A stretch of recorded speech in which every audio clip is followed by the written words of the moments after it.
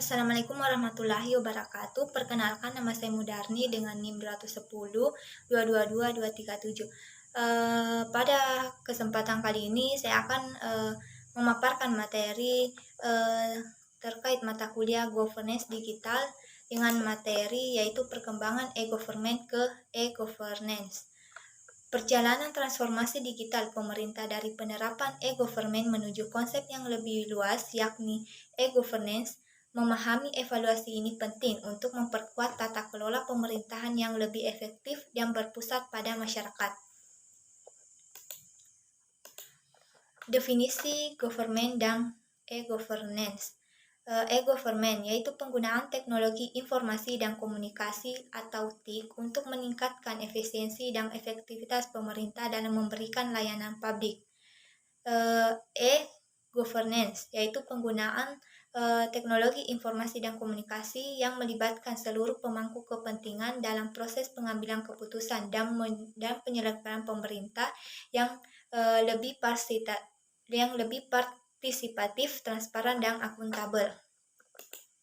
Strategi implementasi e-governance terdiri menjadi 4. Yang pertama yaitu kepemimpinan transformatif, 2. Pembangunan infrastruktur, 3. Pengembangan sumber daya manusia, dan yang terakhir yaitu keterbukaan dan kolaborasi. Implementasi e-government memerlukan strategi yang komprehensif dan terencana yang dengan baik. Hal ini meliputi kepemimpinan transformatif untuk mendorong perubahan, pembangunan infrastruktur, TIK yang kuat, pengembangan kapasitas sumber daya manusia, keterbukaan data, dan kolaborasi dengan warga, serta sistem monitoring dan evaluasi yang kontinu. Komponen kunci dalam e-government yang pertama itu teknologi, sumber daya manusia, kebijakan, dan proses.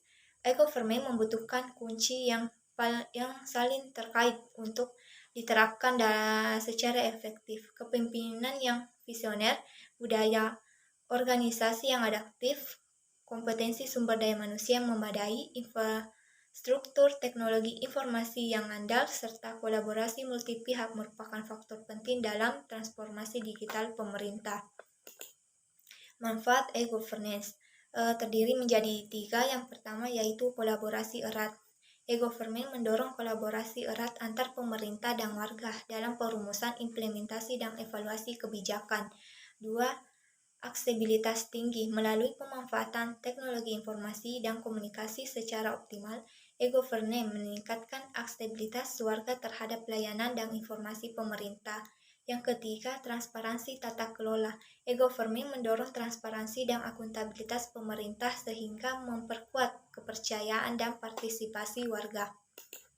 Peran teknologi dalam e-governance. Teknologi digital menjadi kunci dalam pengembangan praktik e-governance yang efektif dan eksklusif.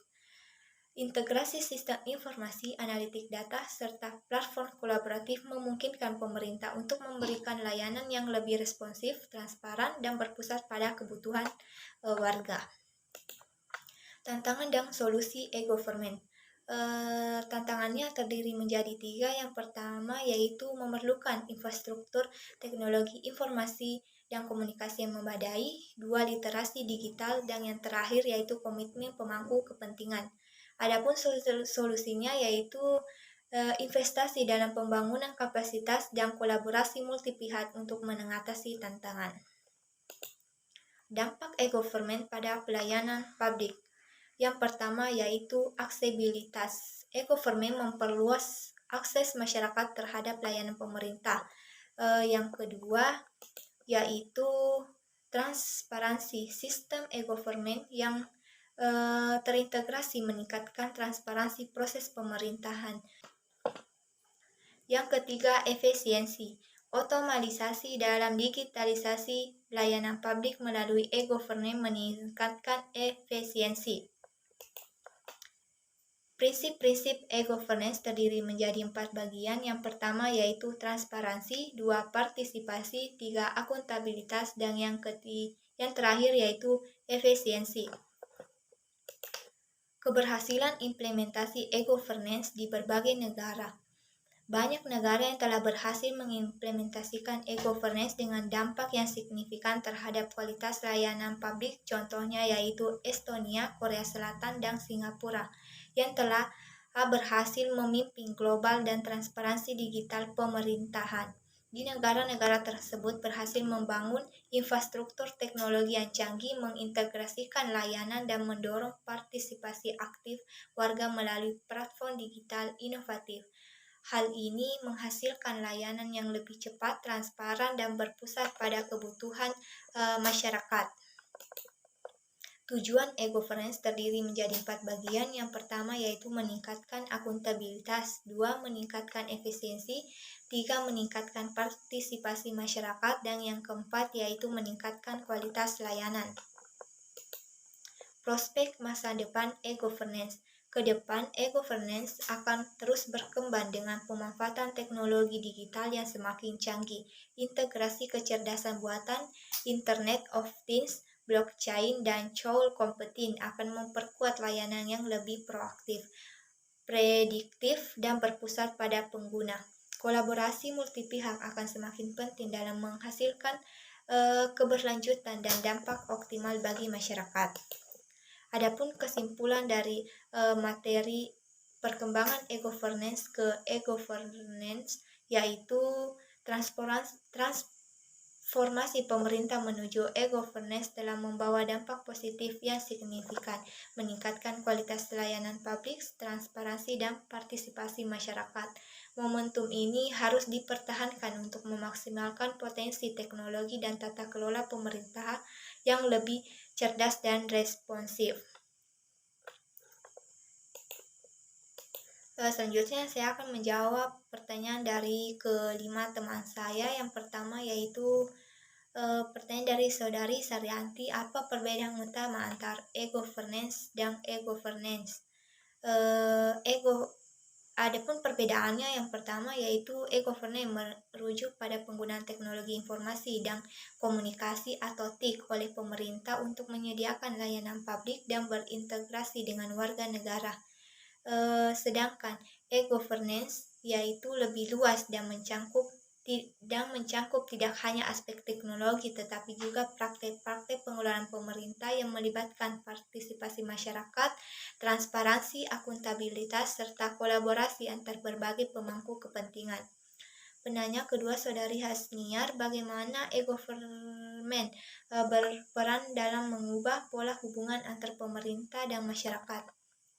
Yaitu e-government memungkinkan pemerintah untuk lebih dekat dengan masyarakat melalui platform-platform digital, memperpendek jarak antar mereka.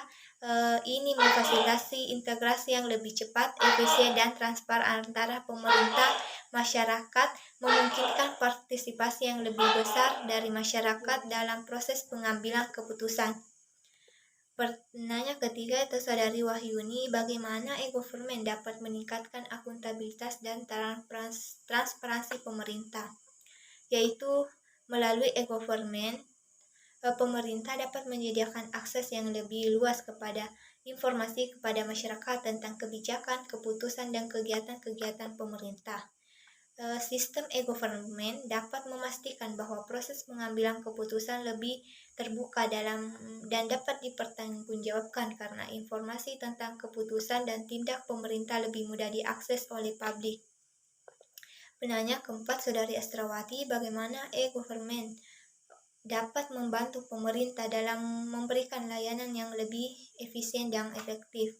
Yaitu yang pertama melalui e-governance. Pemerintah dapat menyediakan layanan-layanan publik secara online, mengurangi birokrasi dan waktu yang dibutuhkan untuk mendapatkan layanan. Yang kedua, sistem e-governance juga memungkinkan penggunaan data secara efisien dan analisis kebijakan dan perencanaan yang lebih baik sehingga pelayanan publik dapat disesuaikan dengan kebutuhan masyarakat secara efektif. Adapun penanya terakhir yaitu saudari Nur Saida, bagaimana e-governance dapat mendukung pembangunan berkelanjutan? E-governance dapat mendukung pembangunan berkelanjutan dengan meningkatkan efisiensi, transparansi, dan partisipasi dalam pengelolaan sumber daya alam, lingkungan, dan pembangunan ekonomi. Melalui pemantauan dan evaluasi yang terintegrasi, e-government memungkinkan pengambilan keputusan yang lebih tepat dan berbasis data untuk keberlanjutan. Mungkin itulah sedikit pemaparan materi dari saya terkait perkembangan e-government ke e-governance. Lebih dan kurangnya mohon dimaafkan. Billahi fi sabilil haq fastabiqul khairat. Wassalamualaikum warahmatullahi wabarakatuh.